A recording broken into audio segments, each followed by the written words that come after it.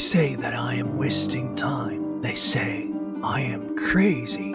They are wrong. Now, ready? Machine 1. Initiate. The two cars next to me here are no strangers.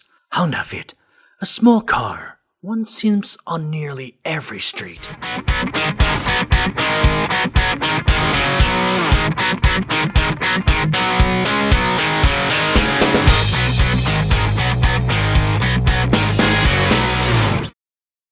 A classic motto many people grown up with.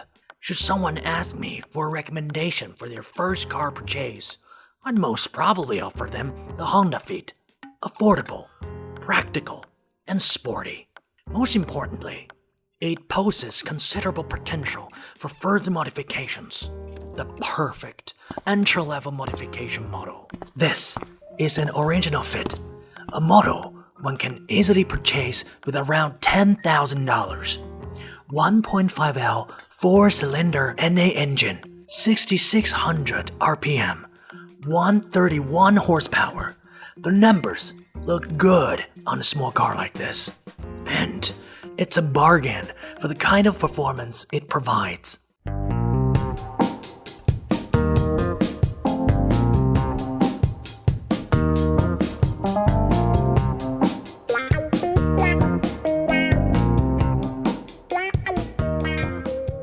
This generation of Honda Fit is equipped with the i-VTEC system, the successor of the legendary variable valve, timing, and lift electronic control system, which improves the volumetric efficiency of a 4-stroke internal combustion engine, resulting in higher performance at high RPM and lower fuel consumption at low RPM, a design that optimizes both economy and performance.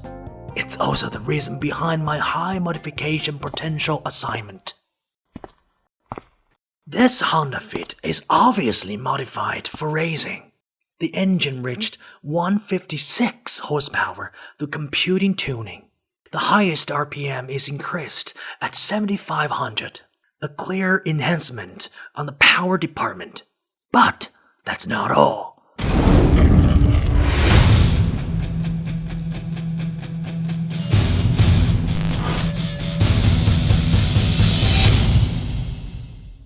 First, the suspension. Customized border nitrogen race class air suspension, Cusco front and rear tie rods paired with heart rate adjustable tie rod end. I believe these new parts can greatly improve the controllability of the car. The chassis, with strengthened bushings and the custom oil cooler, enhances the vitality of the vehicle on the track. For the brakes, it uses endless brake system with customized 295 brake discs. The original rear brake is switched out for disc brakes and added customized brake vent. For the exhaust, I used RES downpipe, HKS midsection, and spoon catback. In terms of wheels, I've used Adventi N719 Plus GS 15-inch rims with R888R Toyo tires. It's fair to say, the whole car's been modified.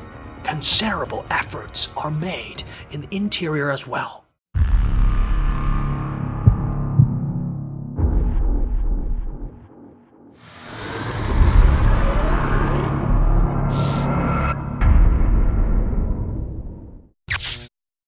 The rear paddle shifters render the gear change efficient and seamless. Momo racing steering wheel, Bride racing seat, and other branded race car parts. You may wonder, with all these modifications, how much must it cost? Moderately speaking, it doubled the cost of the car itself with all optional accessories. You might think, it's a bit over the top with all the expenditures. How much faster can it be in the end? I'm going to show you now exactly how much.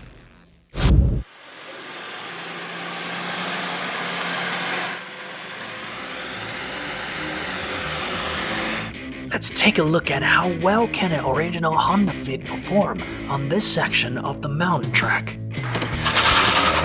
A smooth start, great grab on the tires, zero slip, very powerful acceleration. But you notice the push on the back that's rarely found on cars of the same caliber. The 8.67-second acceleration speed is exceptional.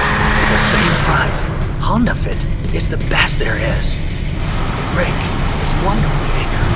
No fancy suspension compression, no thrusting.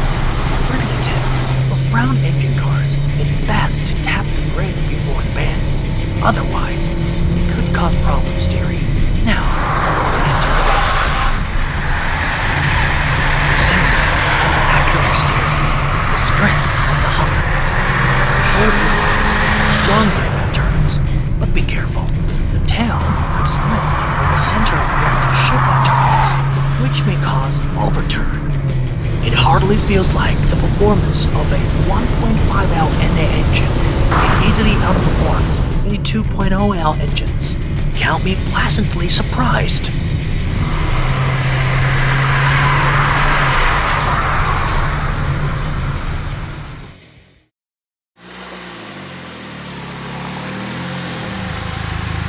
Now, it's time for the car of the day. I'm even a little anxious with anticipation. After all, the original is already an excellent performer. How much better must be a modified version be to justify the almost doubled price tag?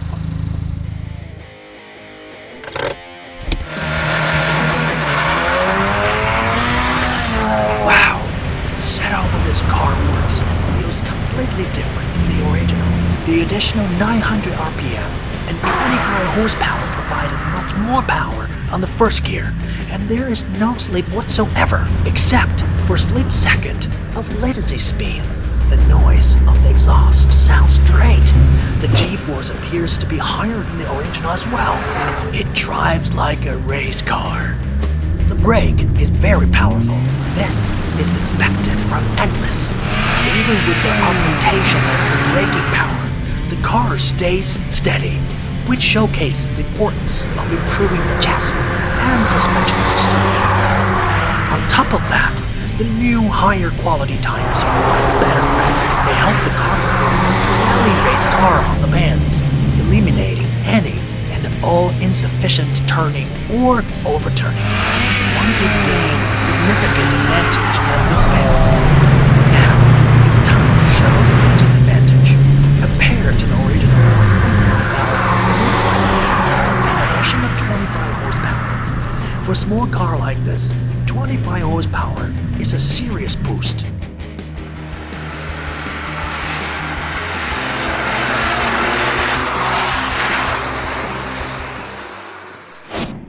Frankly, both cars exhibited great performance.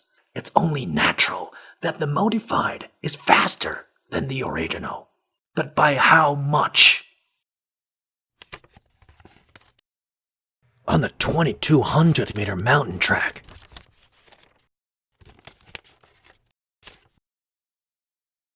the original Honda Fit made 1 minute, 38 seconds, and 90. Not bad at all. Now, the modified Fit. 1 minute, 31 seconds, and 13. A difference of 7. You may think it's not much compared to the investment I made. But this is exactly what racing is about. At times, a millisecond's difference could mean more than 10 meters distance on the track.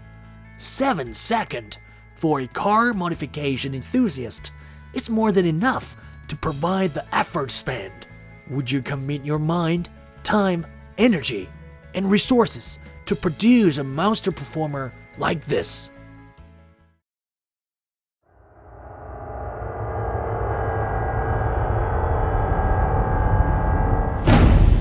Ready, Machine 1.